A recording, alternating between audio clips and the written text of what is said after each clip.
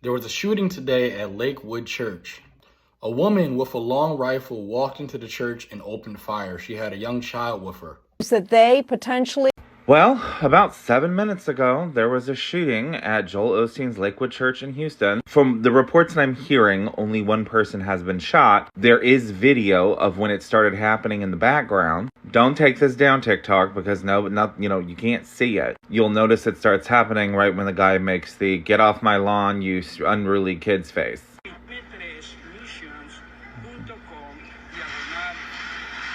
Those are gunshots. Those are gunshots. Move. Get going. Move. And scene.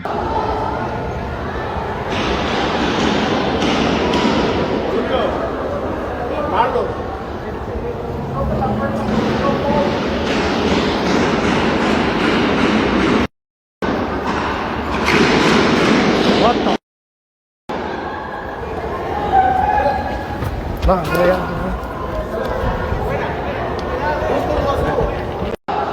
53 p.m.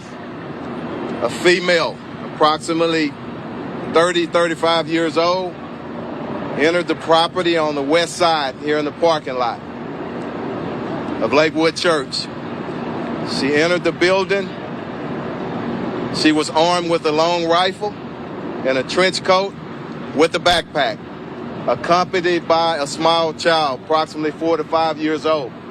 Once she entered, at some point she began to fire. I want to compliment the off-duty officers who were working extra employment here. One TABC agent, 4 years of service, 38 years old. An HPD off-duty officer, 28 years old, 2 years of service. Both officers, the officer and agent, engaged, striking the female. She's deceased here on the scene.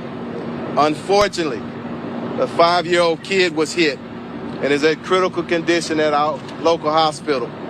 There was a 57-year-old man who didn't have anything to do with it, I don't think, was shot in the leg. He's seeking treatment in the hospital. So let's all pray for each and every one of them. Thank Chief and the Mayor and Chief Pena and all of these men and women did an amazing job. And it's just, you said it, Chief, it could have been a lot worse. Of course, we're devastated. I mean, we've been here 65 years and have somebody shooting in your church. But, we don't understand why all these things happen, but we know God's in control. And we're going to pray for that little 5-year-old boy and pray for the lady that was deceased, her family and all, and the other gentleman. But no, it's just kind of in a fog, but, just believe that, we're going to stay strong. We're going to continue to move forward. And there are forces of evil, but the forces that are for us, the forces of God are stronger than that. So we're going to keep going strong and just, doing what God's called us to do, lift people up and give hope to the world. Again, I want to thank all these gentlemen because, I can only imagine if it would have happened during the 11 o'clock service. We were in between services going into the Spanish service. So, if there's anything good of it, you know what, she didn't get in there and do a whole lot worse damage. So we thank God for that. He's watching over all of us. And as the Chief says, we're going to keep going strong and bringing hope to the world. But thank you again, gentlemen. So yeah, there was a shooting at Lakewood Church, and definitely we want to keep them in our prayers. Whether you agree with Joel Osteen's theology or not, that shooting affected real people. Whether they agree with your theology, whether they believe in God, whether they don't believe in God, real people were affected by a real shooting, and real people got hurt. There was a woman, the woman who did the shooting, somebody lost their mother, right? That 5-year-old child, he lost his mom. That woman is separated from her child. Who knows why she did that act? Who knows why she even committed the shooting? Who knows if she was having a mental breakdown?